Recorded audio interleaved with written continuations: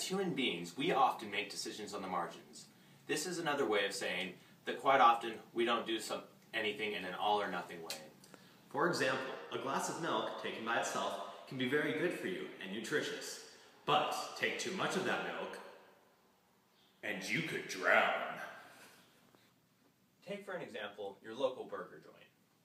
There you will have a manager that is trying to get the most out of his business to increase his profits. First, he has to look at how many employees he will hire. The more employees that he hires, the greater amount of productivity each employee will give. So, the productivity increases, the more burgers are made, the greater amount he gets from each employee. But after a while, he'll have too many employees, and making more burgers will be meaningless, so he won't make any more money per employee. Now, no matter how many employees he hires, the amount of cost per employee will still stay the same. So, even when the employees aren't doing much because they can't make more burgers than they need, the cost will keep on going up per employee. So, for the greatest amount of profit, the manager needs to find the happy medium between where if he doesn't hire enough employees, he will not be able to meet the demands of the customer.